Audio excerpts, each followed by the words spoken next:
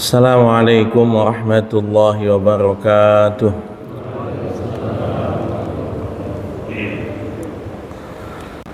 Alhamdulillah, wassalatu wassalamu ala rasulillah Sayyidina Muhammadin. Allahumma salli wa sallim wa barik alaih ibni Abdillah wa ala alihi wa sahbihi wa mawalah wa man tabi'ahu ila yaumil qiyamah. Wala haula wala quwata illa billahi, amma ba'd.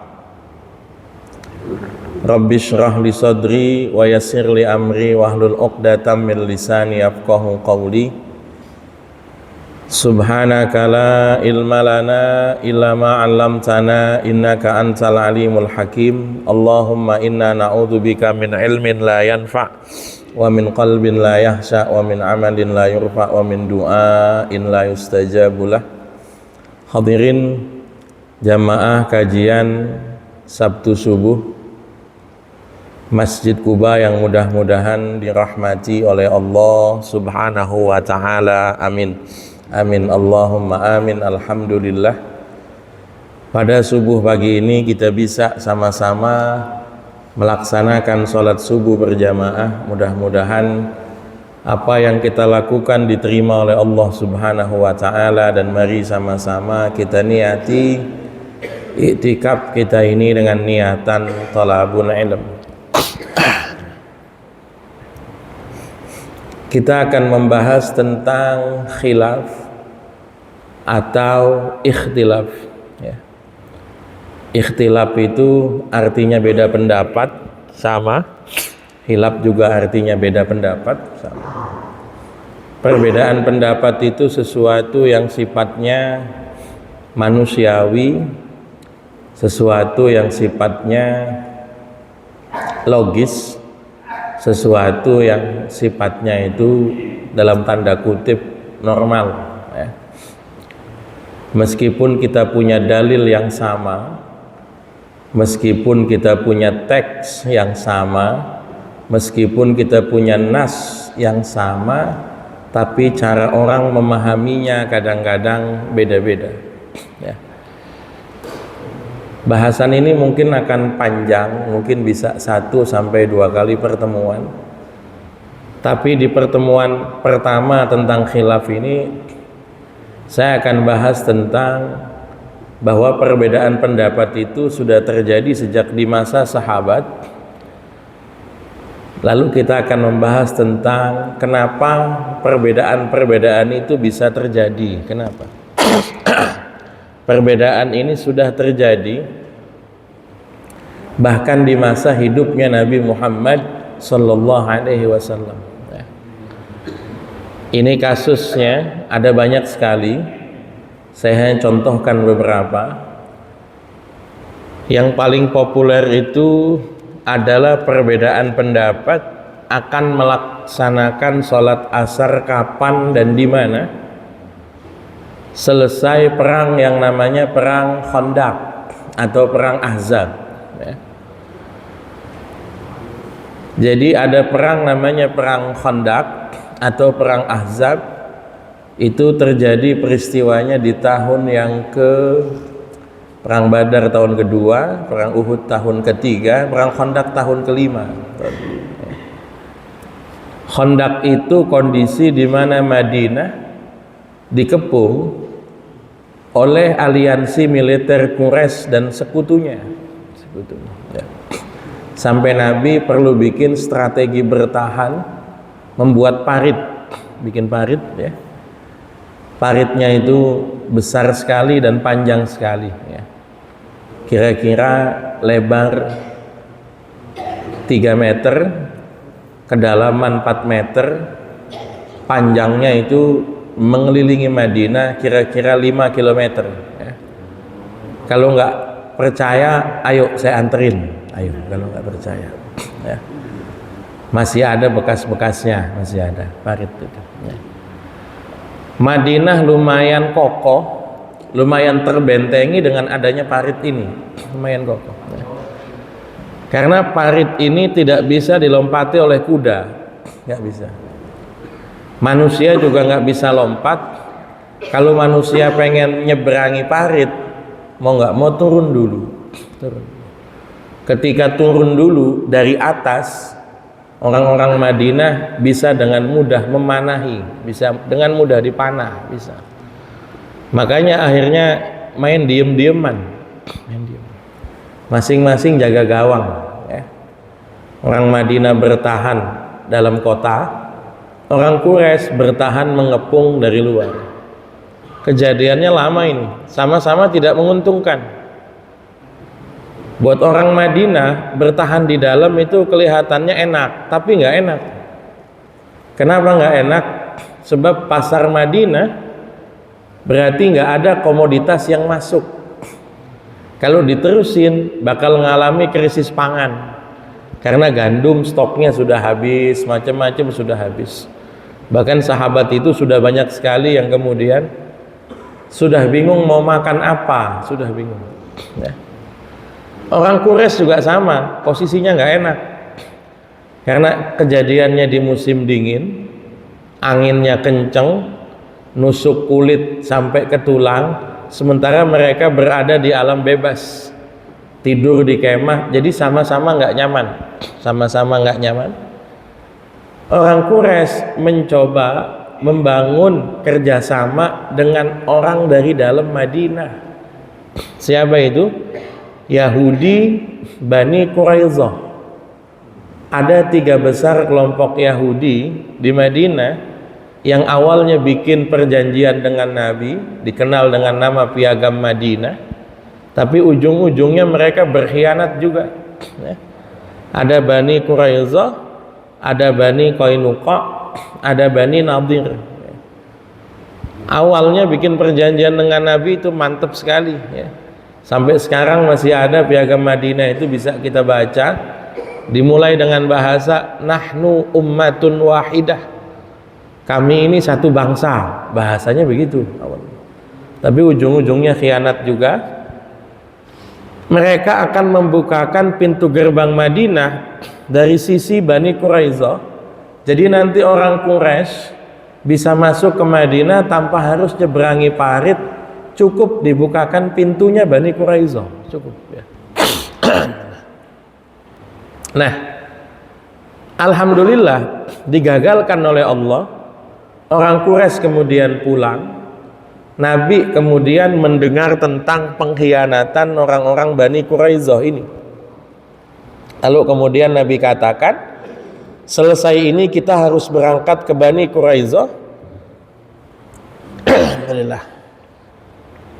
Nabi ngomongnya ba'da zuhur, kata Nabi, la yusalliyanna ahadun al-asra illa fi Bani Quraidah.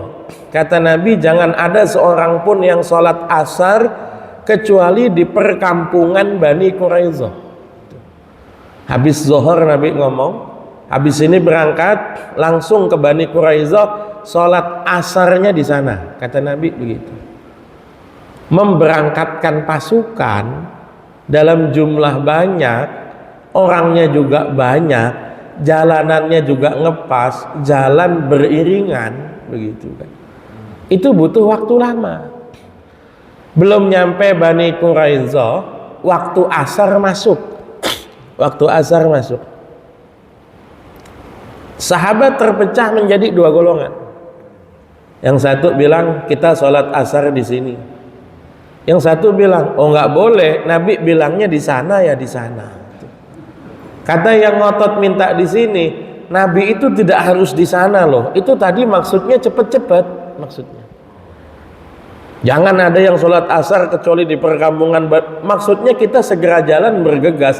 Asarnya dimanapun jadi. Kita harus sholat tepat waktu. Kata yang satunya, kita harus matuhi Nabi. Ini sama-sama dengar sabdanya Rasul. Yang satu mengamalkan tekstualnya apa adanya. Nabi bilang sholat asarnya di sono, ya harus di sono. Yang satu memahami tekstualnya, yang satu memahami spiritnya. Maksudnya ya harus jalan cepet-cepet, maksudnya itu. Akhirnya rombongan pecah 2. yang satu sholat di jalan, yang satu sholat di lokasi, nyampenya sudah maghrib lewat. Akhirnya sholat maghrib, habis maghrib masuk isya, sholat isya, habis isya baru sholat asar. Habis isya.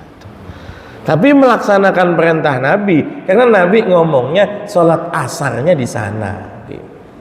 Ini mohon maaf, dari zaman Nabi semuanya dengar hadisnya Nabi, semua dengar instruksinya Nabi, tapi memahaminya bagaimana beda pendapat. Jadi yang satu bahkan sholat asarnya habis isya. Nabi datang. Ketika Nabi datang, dua-duanya ngadu sama Nabi. Nabi, ini dia bangkang. Kenapa, kata Nabi? Iya, Nabi kan perintahnya sholat asarnya di sini, mereka sholat asarnya di jalan. Kata yang satunya lagi, iya Nabi, apalagi mereka sholat asarnya habis isya. Tapi kata Nabi, tidak ada yang disalahkan oleh Nabi, tidak ada. Perhatikan baik-baik, mendengar dari sumber yang sama, semuanya dengar, semuanya paham instruksinya Nabi, tapi cara memahaminya beda. Oke, yang kedua, pernah ada dua orang yang kebetulan dalam perjalanan. Ketika dalam perjalanan, lalu kemudian masuk waktu sholat. Masuk waktu sholat, nggak punya air, nggak punya. Ketika nggak punya air, tayamum. Memang boleh, nggak apa-apa, nggak ada masalah. Tayamum.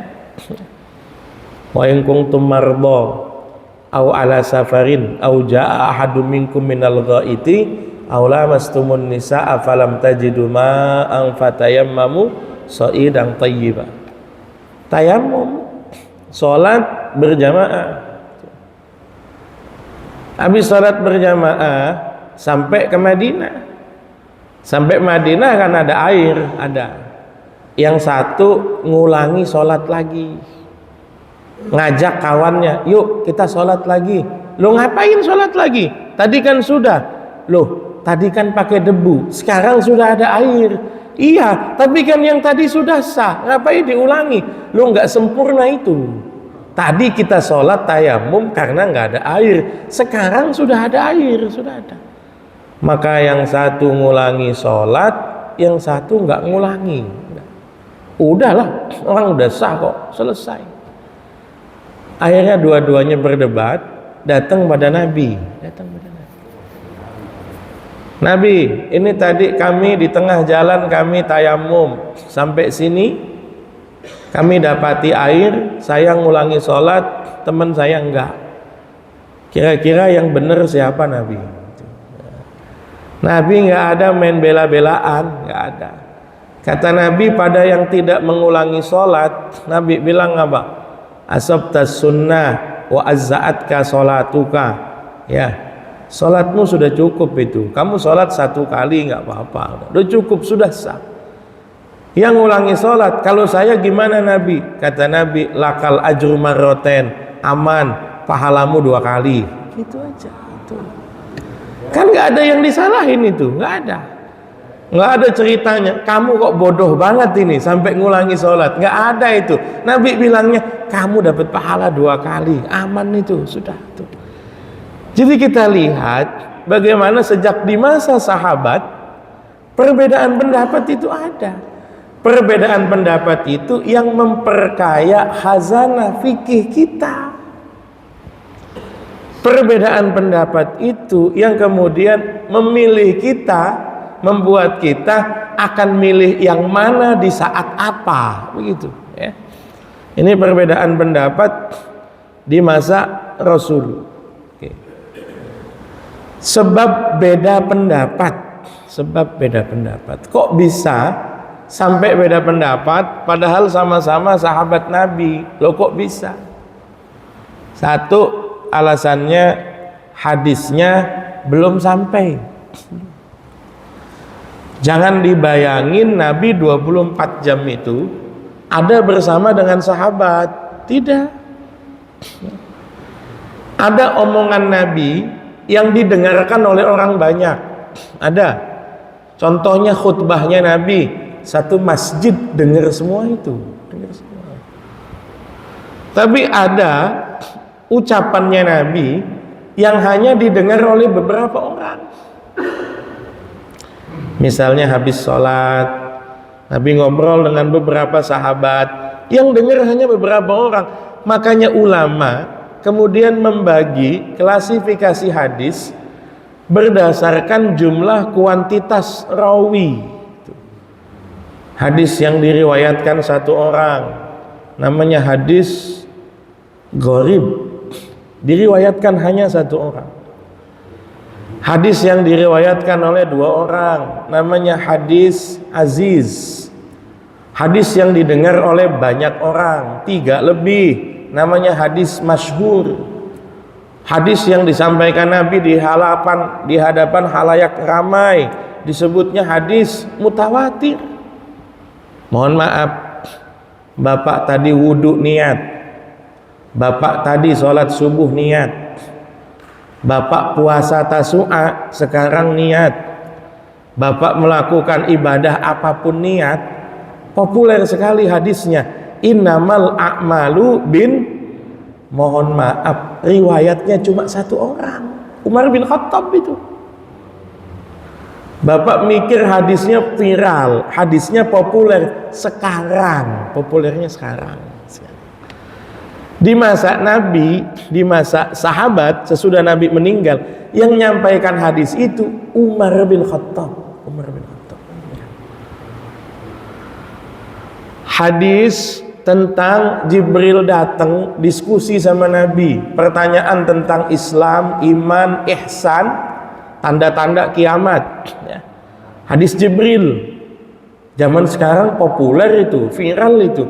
Di masa sahabat Umar bin Khattab satu itu. Hadis soal bid'ah, wah populer itu. Man amila amalan laisa alaihi amruna fahuwa rad. Man ahdatsa fi amrina hadza ma laisa minhu fahuwa rad. Itu kelihatannya populer, kelihatannya.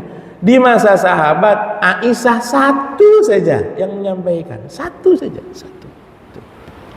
Artinya mohon maaf, ada satu yang dengar hadis, banyak orang yang nggak dengar hadis, banyak. Contoh, ada orang dulu ya, pengen curhat pada Umar bin Khattab, pengen curhat. Ya. Umar itu nerima curhatan macam-macam, yang kemudian mohon maaf, sebagian diantaranya menjadi pandangan kebijakan beliau, sebagian diantaranya. Ini kalau boleh ada tisu ini, kalau boleh. Ya. Kalau boleh. Ya. Jadi Umar bin Khattab itu, ya, Umar bin Khattab itu didengar oleh curhatan beberapa orang yang kadang-kadang jadi pandangan kebijakannya, jadi pandangan kebijakannya. Ya. Pernah ada orang datang kepada Umar bin Khattab, itu mengucapkan salam di depan rumahnya, mengucapkan salam, Assalamualaikum, nggak ada balesan, nggak ada. Orangnya mengucapkan salam terlalu cepat, Assalamualaikum, belum ada jawaban. Mengucapkan yang ketiga, Assalamualaikum, belum ada jawaban, belum ada. Orang ini pulang. Begitu orangnya pulang, Umar baru buka pintu. Waalaikumsalam, kata Umar. Orangnya malah pulang. Ini kan kalau bahasa kita, gue udah cepet-cepet tadi jawab salam, cepet-cepet buka pintu, lu ngapa pulang? Dipanggil sama Umar, sini, enggak, saya mau pulang. Lu kenapa pulang? Saya udah ngucap salam 3 kali. Kata Nabi, kalau udah ngucap 3 kali nggak dijawab, ya pulang. Segitu galaknya Umar, masih ada itu. Orang yang gituin Umar itu masih ada. Umar nggak terima. Kamu jangan-jangan bohong atas nama Nabi kamu. Lu enggak. Itu dari Nabi, saya dengar. Enggak, saya nggak pernah dengar, kata Umar. Ya urusan kamu nggak dengar, saya dengar, kata dia. Maka kata Umar, dipegang, kamu nggak bakal saya lepas sampai cari saksi siapa saja yang dengar hadis Nabi selain kamu. Pas kebetulan lagi dipegang sama Umar, lagi banyak orang lagi pada ngobrol, lagi ngumpul gitu. Lu ini ada apa ribut-ribut? Ini saya pengen namu ke rumahnya Umar, mengucapkan salam 3 kali, nggak dijawab, saya pulang. Pas saya pulang, dia baru jawab, ngejar saya, malah megangin saya, nuduh saya bohong. Loh iya, orang saya nggak denger kok. Ya. Kata Umar, coba ada nggak di antara kalian yang pernah dengar? Kata mereka, urusan kayak gini nggak usah yang tua yang turun. Kata mereka, liyashhad minna asgharul qaum. Ini yang paling kecil yang maju, katanya, yang paling kecil yang maju tuh. Paling kecil. Artinya, jazakallah. Ya. Umar itu khawatir kalau ada orang bohong atas nama Rasul, khawatir. Makanya Umar bikin syarat di masa Umar itu, kalau ada orang mengucapkan hadis itu diperketat sekali. Kamu pernah ada yang dengar yang sama apa enggak? Tuh, di masa Umar itu. Ya. Jadi orang kadang-kadang beda pendapat itu, masalahnya yang satu tahu hadisnya, dengar hadisnya, yang satu nggak tahu. Akibatnya beda pendapat. Contoh, misalnya orang pagi-pagi puasa, tapi subuh masih dalam keadaan junub.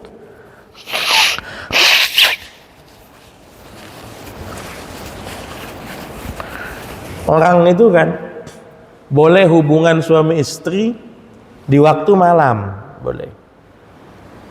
Kalau sudah subuh nggak boleh, puasanya batal.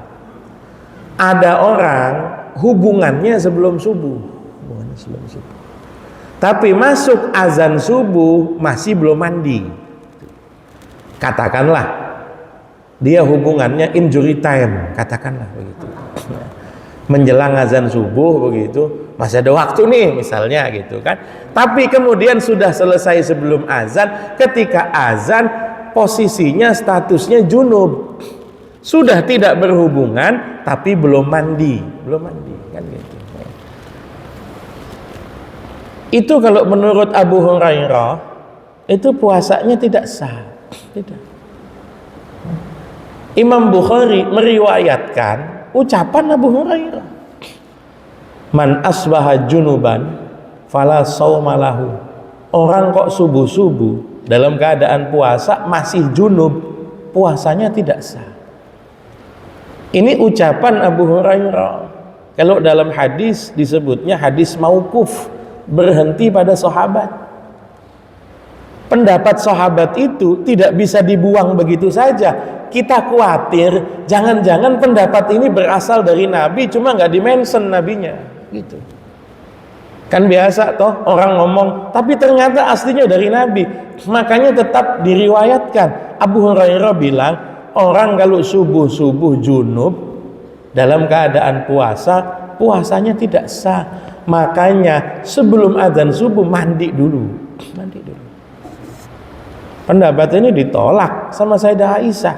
Kata siapa?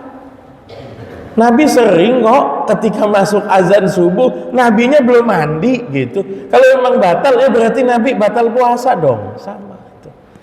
Ini kesaksian dari pelakunya langsung. Aisyah itu bukan cuma mendengar Nabi, Aisyah itu hidup serumah dengan Nabi, jadi tahu dengan pasti. Itu riwayatnya bukan cuma Aisyah, ada riwayat istri Nabi yang lain yang namanya Ummu Salamah. Pernah Nabi dalam keadaan bulan puasa, subuh-subuh belum mandi karena junub habis jima, sudah azan subuh baru mandi lantas terus puasa. Artinya beda pendapat Abu Hurairah dengan Aisyah dengan Ummu Salamah. Apa beda pendapatnya? Karena hadisnya belum nyampe, Abu Hurairah belum dengar. Ini pendapat Abu Hurairah, tapi kalau hadisnya Nabi pernah junub di waktu subuh belum sempat mandi tapi tetap puasa. Contoh, ada sering ini kalau ada orang meninggal nggak boleh ditangisin, nggak boleh. Saya waktu ibu saya meninggal, saya nangis. Ya tidak sampai teriak-teriak, tidak. Ya nangis sedih, keluar air mata lah gitu, terisak-isak. Orang tua saya laki-laki abah saya meninggal, nangis. Itu berapa banyak orang yang ngomong, udah Ustaz, yang sabar, nggak usah nangis. Dalam hati saya ngomong, iya bukan bapak lu yang meninggal, enak aja ngomong gitu. Kalau entar bapak lu yang meninggal ya lu nangis juga gitu kan, sama gitu. Saya tuh kadang-kadang begitu suka, maksudnya orang itu kenapa kok nggak punya empati, orang nangis biarin saja. Yang nggak boleh itu kalau meratap, itu nggak boleh. Kalau dia berteriak itu nggak boleh. Kalau nangis itu ya mohon maaf, Nabi waktu ditinggal oleh Sayyidah Khadijah ya keluar air mata juga. Nabi waktu nguburkan putrinya yang bernama Zainab ya keluar air mata juga, ya nangis. Nangis itu manusiawi, nggak apa-apa. Yang tidak boleh itu meratap. Cuma ada anggapan kalau nangis nanti yang matinya disiksa. Ada kan? Hadisnya ada itu. Hadisnya Ibnu Umar bilangnya bagaimana? Innal mayyita la yu'adzabu bibukai ahlihi. Mayit itu disiksa sebab tangisan keluarganya. Kata saya kok kesian bener itu. Yang nangis siapa, yang digebugin siapa, gitu kan. Itu kan nggak sinkron itu. Padahal dalam Al-Qur'an Allah bilang wa an laisa lil insani illa ma sa'a. Orang itu hanya mendapatkan apa yang dia lakukan. Ini yang nangisnya siapa, yang digebugin siapa. Tapi hadis Ibnu Umar ini populer sejak masa sahabat, sudah populer, sudah dibantah oleh siapa? Oleh Sayyidah Aisyah. Kata Sayyidah Aisyah, rahimallahu ibn Amr, rahimallahu ibn Umar. Mudah-mudahan Allah merahmati Abdullah bin Umar. Bahasa mudah-mudahan Allah merahmati, berarti posisinya Abdullah bin Umar itu posisi yang menurut Aisyah radhiyallahu anha itu salah. Kata Sayyidah Aisyah, bisa jadi dia nggak dengar lengkap.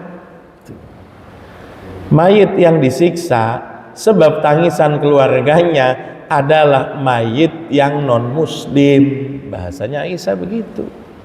Bukan mayit muslim, bukan. Ini perbedaan pendapat. Di masa sahabat sudah ada. Kenapa? Yang satu berpendapat, yang satu punya dalil. Tapi yang akhirnya belum dengar hadis, ketika dengar hadis akhirnya ya taslim, terima pendapat hadis, mau nggak mau itu. Contoh ya, ini bukan soal benar dan salah, tapi soal toleransi, soal toleransi. Artinya saya sering kali ditanya, Ustadz, kunut subuh itu gimana sih? Kunut subuh. Saya bilang kunut subuh itu ulama beda pendapat. Ada yang bilang sunnah, ada yang bilang nggak sunnah. Sebentar, posisi kamu itu apa? Makmum, Ustaz. Lu makmum kok repot? Makmum repot. Jadi makmum kok repot? Makmum itu ikut imam. Imamnya kunut, ya makmum ikut. Imam nggak kunut, ya nggak usah kunut. Gitu aja, sederhana. Orang sunnah kok. Sunnah menurut madhab Maliki dan madhab Syafi'i, tidak sunnah menurut madhab Hanafi dan madhab Hambali. Yang dihitung siapa? Ya imamnya, gitu saja. Saya sehari-hari ngimami di pesantren pakai kunut. Ya. Kenapa saya pakai kunut? Saya ikut Imam Syafi'i, ikut hadisnya Anas bin Malik. Tapi saya berjamaah jadi makmum, imamnya nggak kunut, ya santai aja. Kunut cuma sunnah, ikut imam itu wajib, ngapain repot? Kecuali saya tahu dengan pasti imamnya biasa kunut, sekarang kok nggak kunut, ya saya baca subhanallah. Tapi kalau memang di masjid ini nggak kunut, ya nggak usah subhanallah. Sederhana, sesederhana itu, gitu doang sebetulnya. Ya. Saya jadi imam, misalnya saya jadi imam di lokasi saya kunut. Tapi kalau saya ngimamin di tempat orang, saya akan tanya, mohon maaf Ustaz, di sini ada kunutnya apa enggak? Oh di sini kita enggak kunut. Ya sudah, enggak kunut, sederhana, selesai. Artinya mohon maaf, ribut soal kunut itu sunnah atau enggak, bid'ah atau tidak, ributnya sudah basi 1200 sampai 1400 tahun. Sederhana. Situ mau kunut ya nggak apa-apa, situ nggak mau kunut, Imam Syafi'i sendiri bilang kunut itu sunnah kok, tidak wajib. Tapi ada hadisnya itu yang katanya bilang kunut itu bid'ah. Iya, tapi juga ada hadis yang bilang kunut itu sunnah. Hadisnya ada perbedaan menilai hadis. Makanya mohon maaf, nggak bisa dengan modal 1-2 hadis itu kita lalu menyalahkan orang lain, tidak bisa. Kumpulkan hadis yang berkaitan dalam bab itu, pahami, habis itu bersikap bahwa kita kunut, kita tidak menyalahkan orang yang nggak kunut. Bahwa kita nggak kunut, kita tidak menyalahkan orang yang kunut. Ini sudah ada sejak masa sahabat, sudah ada. Ada yang kunut, ada yang enggak, sudah ada. Sederhana. Tapi kalau versinya Anas bin Malik, Rasul itu ya kunut. Tapi kalau versinya sahabat yang lain, Rasul itu nggak kunut. Ya sudah, ada yang menilai kunut itu sunnah, ada yang menilai kunut itu tidak sunnah. Kalau jadi makmum, ya tinggal ikut imam, gitu saja, sederhana. Contoh, sebab perbedaan pendapat karena perbedaan cara baca, beda pendapat.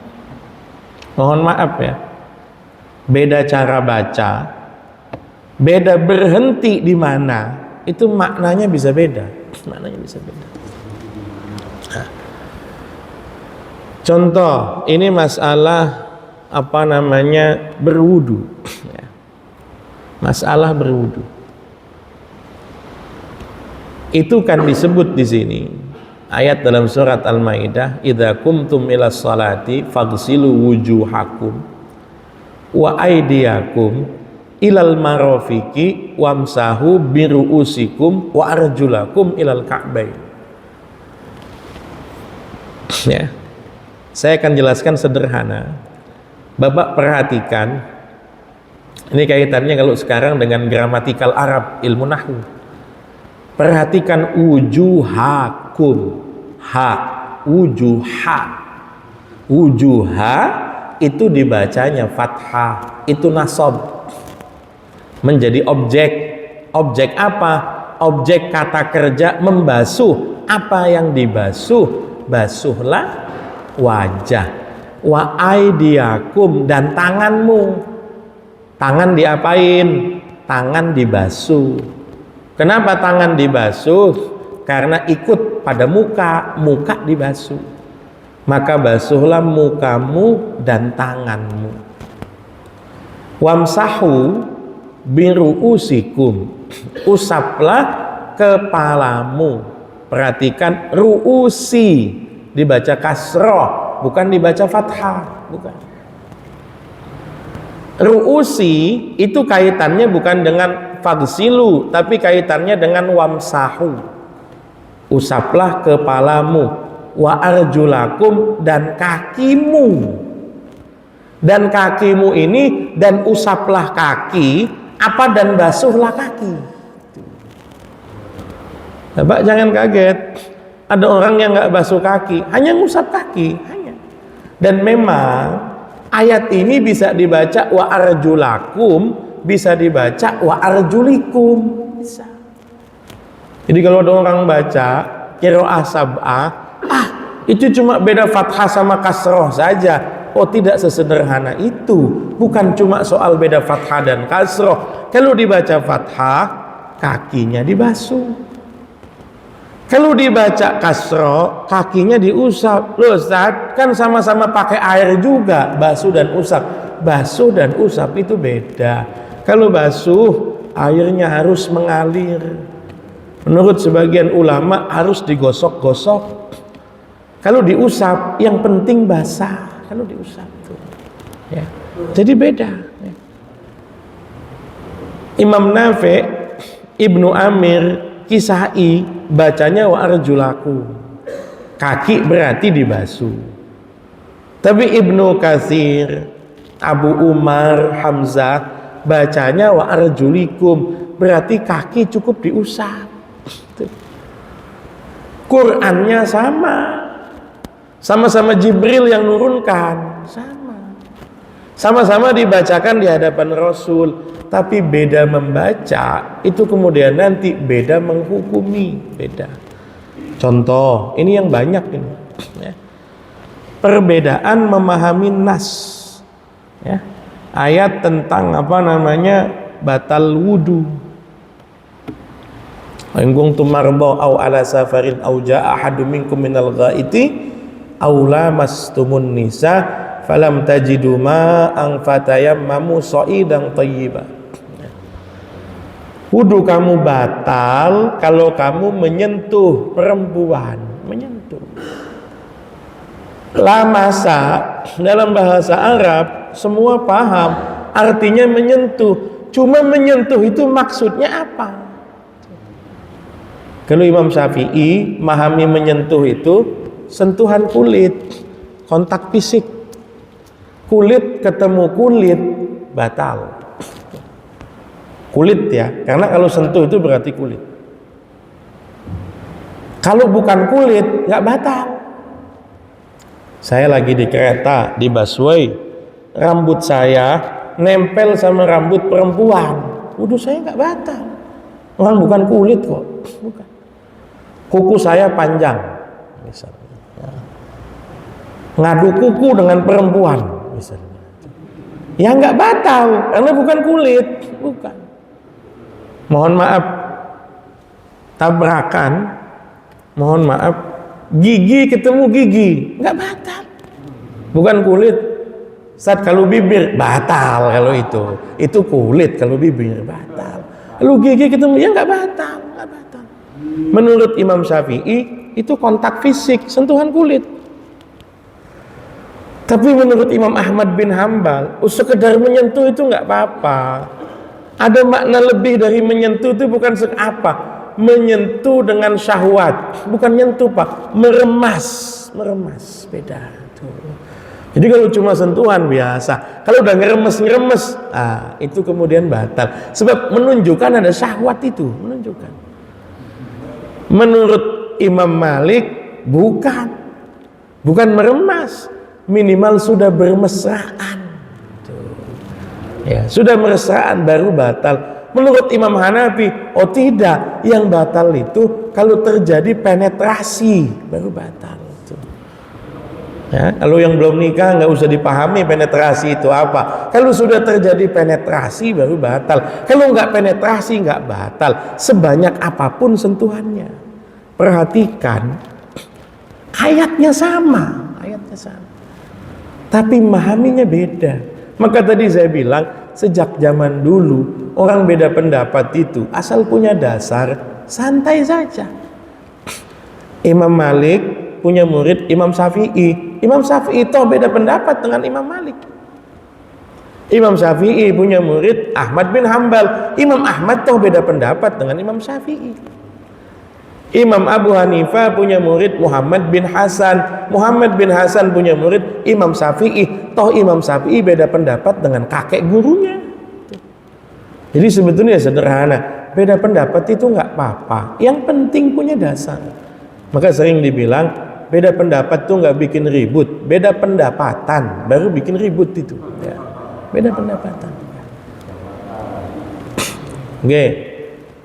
Kenapa orang beda pendapat? Sebab ada kontradiksi dalil. Kalau ini dalilnya memang beda, nggak sama. Ada yang namanya Talq bin Ali. Ya. Ada riwayat Talq bin Ali, ada riwayat Ali bin Talqin. Ada orang nanya pada Nabi, kalau ada orang mohon maaf nyentuh kemaluan, apakah wudunya batal? Orang kalau nyentuh kemaluan, wudunya batal atau tidak? Sebab kalau dalam Al-Quran itu kan bukan bahas kemaluan, bahas lawan jenis. Aula mastumun nisa. Perhatikan, kalau dalam Al-Quran atau kamu menyentuh perempuan. Kalau ini yang ditanyakan bukan nyentuh lawan jenis, nyentuh dirinya sendiri tapi nyentuh kelamin. Nyentuh kelamin. Maka nanya, Nabi, kalau ada orang nyentuh kemaluan, wudunya batal apa enggak? Jawabannya Nabi, innama huwa bud'atum minka. Loh, kemaluan itu kan daging dalam tubuhmu, sama seperti yang lain. Pegang pipi, enggak batal. Megang tangan, enggak batal. Megang paha, nggak batal. Megang selangkangan, nggak batal. Megang kemaluan, ya nggak batal dong. Sama-sama daging kok. Bedanya apa? Tapi hadis ini ternyata kontradiksi dengan hadis lain riwayat Busrah binti Safwan. Uniknya dua-dua hadis ini disebut oleh Imam Turmuzi, disebut. Hadisnya Talq bin Ali, Imam Turmuzi meriwayatkan. Hadisnya Busra binti Safwan, Imam Turmuzi meriwayatkan. Busra binti Safwan beda. Dia dengar dari Nabi, Nabi bilang, man massa dzakarahu. Sebagian riwayat, man massa farjahu falyatawaddo. Siapa yang nyentuh kemaluan maka dia harus wudu. Ini kan dalilnya kontradiksi nih. Apa yang kita lakukan kalau ada dua dalil kontradiksi? Kalau diketahui mana yang paling belakangan, yang dipakai yang paling belakangan. Bahasa kita, aturan terbaru yang paling update, itu yang mana? Jadi kalau ketahuan ini tahun ke-5, ini tahun ke-8, maka yang dipakai hadis tahun ke-8, yang paling belakangan. Contoh ziarah kubur. Awal-awal Nabi di Madinah, Nabi melarang ziarah kubur, nggak boleh ziarah kubur. Tapi belakangan boleh. Maka kemudian yang diambil yang mana? Yang belakangan. Aturan terbaru, yang paling update-nya mana? Yang repot itu kalau nggak ketahuan mana yang duluan, mana yang belakangan. Di kasus itu ulama mauquf. Ya sudah, mau pakai hadis yang awal boleh, mau pakai hadis yang lain boleh, nggak ada masalah. Tidak saling menyalahkan. Ini yang paling pentingnya di sini. Ya. Imam Malik itu ngasih kita panduan bagaimana kita menerima atau menolak pendapat. Kata Imam Malik, kullun yu'khadhu wa yuraddu min qawlihi. Sebagian riwayat, kullu ahadin yu'khadhu min kalamihi wa yutraku ila sahib hadzal qabr. Semua itu boleh diambil dan boleh ditolak pendapatnya kecuali ucapannya Nabi. Itu saja. Kita punya pendapat, orang lain nggak terima, ya kalem aja, sederhana. Ini pendapatnya begini, harus begini, bla bla bla. Sederhana. Kita akan tanya, kamu Nabi bukan? Bukan. Ya kalau bukan Nabi, sederhana. Mau diambil pendapatnya, ya silakan. Mau nggak diambil, ya silakan, nggak ada masalah. Imam Syafi'i itu mohon maaf terkenal kecerdasannya, terkenal sekali. Umur 7 tahun hafal Quran, umur 9 tahun hafal Muwatta, belum balik sudah berfatwa, belum balik sudah banyak orang nanya beliau tentang masalah hukum, belum balik. Makanya kalau nyari zaman sekarang standar Imam Syafi'i yang nggak nemu kita, nggak nemu. 7 tahun hafal Quran, 9 tahun hafal hadis, belum balik sudah berfatwa. Cerdas sekali. Bukan cuma cerdas, Imam Syafi'i jenius sekali bikin metodologi hukum yang disebut usul fikih yang sampai sekarang sudah 1400 tahun masih dipakai sebagai standar, masih dipakai. Imam Syafi'i. Segitu telitinya Imam Syafi'i, segitu jeniusnya Imam Syafi'i. Tapi kalau ngomongnya begitu, ra'yi shawabun yahtamilul khata' wa ra'yu ghairi khata'un yahtamilus shawab. Pendapatku, menurutku benar, tapi ya bisa jadi salah. Pendapat orang lain menurutku salah, tapi bisa jadi benar. Jadi karena masih ada peluang dan potensi kebenaran, itu kalau Bapak ingat, kita pernah bahas di waktu bab ijtihad, kita pernah bahas. Nabi bilangnya apa? Nabi bilangnya man ijtahada fa asaba falahu ajroni. Orang yang berijtihad, meneliti dalil, kemudian menggali hukum, hukumnya kok bener, pahalanya 2. Orang yang meneliti dalil, berijtihad, menggali hukum, mohon maaf, hukumnya kok keliru, tetap dapat 1 pahala ijtihadnya, pahala dia meluangkan waktu dan pikiran untuk menggali hukum, gitu ya. Wallahu a'lam bissawab. Kalau ada yang masih iskal atau ingin ditanyakan, tafadhol.